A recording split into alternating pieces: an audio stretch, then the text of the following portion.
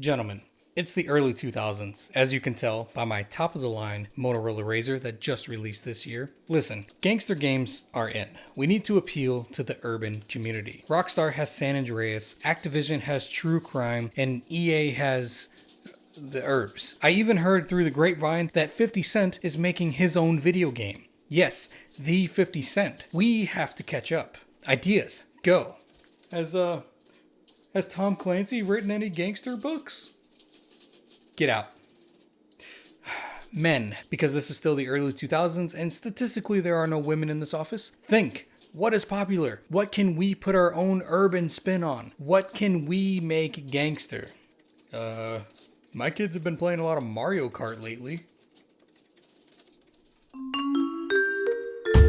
187 Ride or Die is a gangster-styled vehicular combat game. To be more specific, it's like an amalgamation of Mario Kart, Burnout, and Twisted Metal set in a hood near you. Ubisoft Paris, who is better known now for their Ghost Recon and Just Dance games, released the game in 2005 on the PlayStation 2 and the Xbox, and also later brought it to the PSP under the name Street Riders. In all seriousness, the idea for the game wasn't an attempt at making a gangster game that was so popular at the time. It was instead focused on making a new racing franchise. They wanted something fresh and new in the racing genre, and instead of trying to compete with titans like Gran Turismo, Forza, or Need for Speed, they decided to make something more akin to Mario Kart, but focus it on the crowd that is playing the PlayStation 2 rather than the GameCube. Something a tad more serious, if you will. The only competition to this idea would be Twisted Metal, but at the time, Sony didn't really seem like they had any interest in keeping this franchise alive, with the last major installment being Twisted Metal Black in 2001. So with a slot open in the market, Ubisoft decides to strike. When thinking of power-ups for the game, like shells and banana peels in Mario Kart, they instead leaned towards assault rifles and landmines, and with that tone switch, it seemed only natural to fall into a gangster-themed aesthetic. Since it can't go without saying, that was very popular at the time. There were also a few ideas thrown around before settling on 187 Ride or Die, most notably Rolling on Dubs, which is sure something, and the name Notorious, an obvious nod towards Biggie Smalls. Now, I know what you're thinking. This is a gangster game being made by some geeky game devs in Paris. That just doesn't seem that right, and they thought the same thing. Ubisoft Paris decided to look for some outside help in telling a compelling and believable gangster story. First, they enlisted the help of Marco Brambola, the director behind Demolition Man, and they traveled to Los Angeles with him to scout the streets, the clothing that people wore there, and even the cars that they drove, to get an idea for a solid setting for the game. Now at this point, I know what you're thinking. The sequel. You're telling me this studio actually cared about making this game.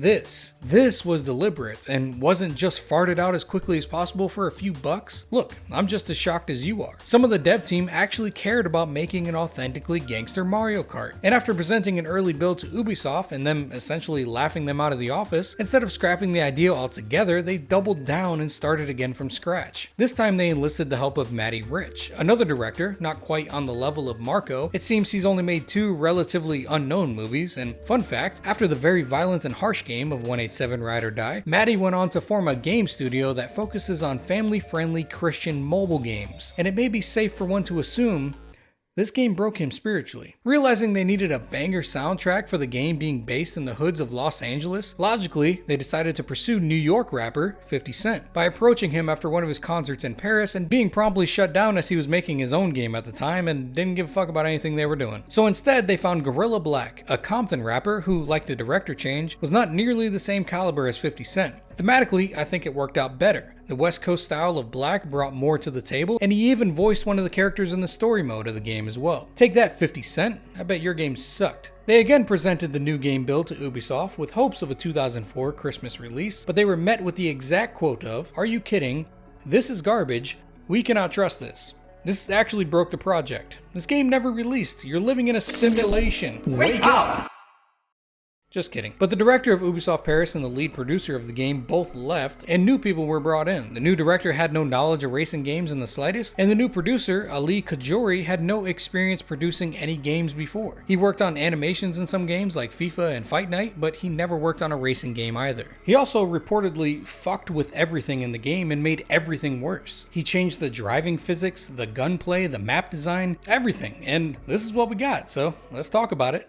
There really isn't much to say about the gameplay. I mean, this is all Wikipedia gives me, so I don't really have much to work with here. It really is like a gangster Mario Kart. There are short race maps with weapons pickups that you use to get a variety of different weapons to shoot at the people that you're racing against. It's honestly standard racing around a track, but you have a button to shoot your gun and then a button to power slide through the corners, and that also gives you a little boost on the straightaways. The guns, while having a visual variety, don't necessarily function much different from each other. Whether it's a machine gun or a shotgun, the damage dealt and effects on the cars are pretty much the same. The only exception here is the rocket launcher.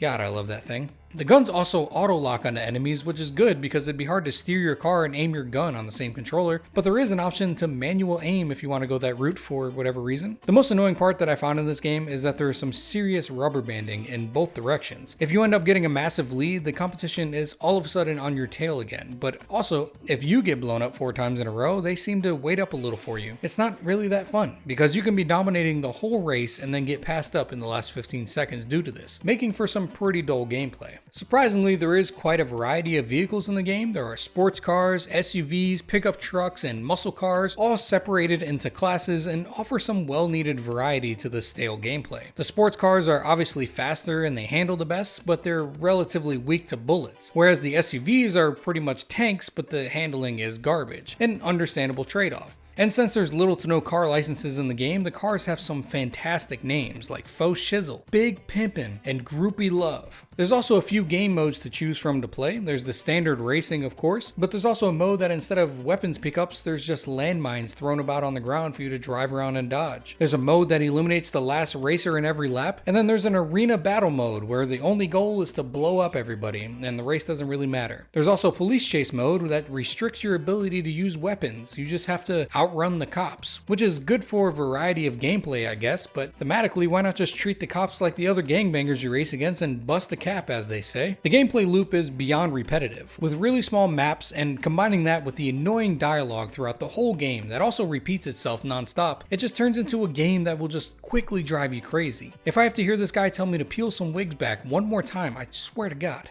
Let's flip this wig back. Oh no, not you too!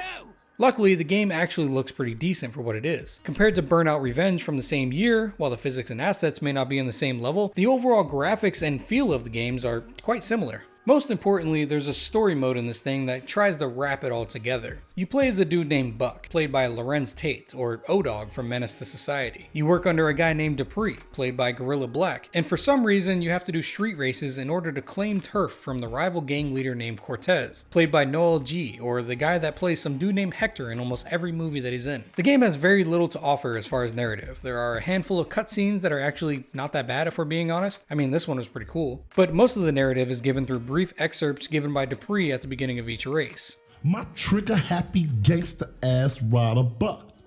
This is what's up, homie. While I appreciate the attempt at a story, I could see it actually being done decently. The dialogue in this game is just unforgivable. It's like a parody of gangster slang and lingo, and I am certain that they are trying to take themselves seriously. Like they want to be boys in the hood, but they come off more as don't be a menace in South Central while drinking your juice in the hood. Break yourself! Which again, isn't bad. This game is actually really funny, but what's bad is they aren't trying to be funny. Essentially, the game starts with a cutscene of Dupree telling you that you need to defend his hood from some rival dude named Cortez, after Cortez shot him 9 times. Man, they really wanted this to be 50 Cent. Every race starts with Dupree saying, "Hey, don't let these busters ride on my hood, flip their wigs back or some shit. Finish first and flip these fools' wigs back. Don't let me down." You do like 4 races with the same premise, and then there's another cutscene. Dupree tells you for the 14th time that his hood is not to be taken by Cortez, and then Cortez guys shoot at you a whole bunch, and then you get back to the racing. At one point, Cortez meets you personally to try to get you to join his side, but since Dupree is like a father figure to Buck, he turns him down. But Cortez makes their meeting public, letting the rest of Dupree's crew know that you met, and you considered changing sides, making Dupree aware of this and blackballing Buck. At the same time, Buck also got in his head that he's the fucking man. He's doing all this dirty work for Dupree, and he's pretty much just better than Dupree anyway. And then you do the last race in the game, and while you're driving to Dupree's house to meet and talk about your future in the gang, you get chased by some cops. And instead of outrunning the cops, you stop your car, you get out, and confront the cops with your guns. So you kill yourself, essentially, for whatever reason. I don't know. I think they forgot this game had a story like halfway through, and they just decided to like end it. I really don't understand. While the voice talent was decent from all three main characters, the dialogue was just incredibly cringe. I couldn't take anyone seriously. Luckily, out of the 4 hours or so of gameplay, story-based elements took up a maximum of like 5 minutes between cutscenes and race briefings, so the story actually did not matter in the slightest. Just play your gangster Mario Kart and be happy. I don't remember any of this story from back in the day, and it's not surprising, since the only memories I have of this game are just playing multiplayer with friends, which is where this game is decently fun at least. And I don't want to hear anyone in the comments say that they actually liked this game and liked the story in this game, because you didn't. No one likes the story mode here. No one likes a tuna here. Yeah, well, I do. This game just wasn't fun.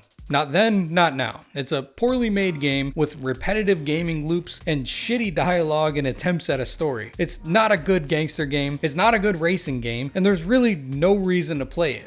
But as games back in the day go, you're still able to find goofy fun with it sitting on a couch with friends, and have a somewhat good time laughing at the cringe and pushing each other's wigs back. I expected this to be an incredibly short video. I mean, it still probably is relative to the rest of my stuff, but the reason I decided to even revisit this game in the first place was this article from Urbz where they interviewed the developer, the first developer on the game, not the one that replaced him, and talked about the crazy development in the story and why they wanted to make this game. It's a pretty cool read. I'll link it in the description if you're interested. But anyway, that's all I got. I just wanted to talk about this crazy ass game for a little bit. See ya. Shit, it's about to get wicked up in here.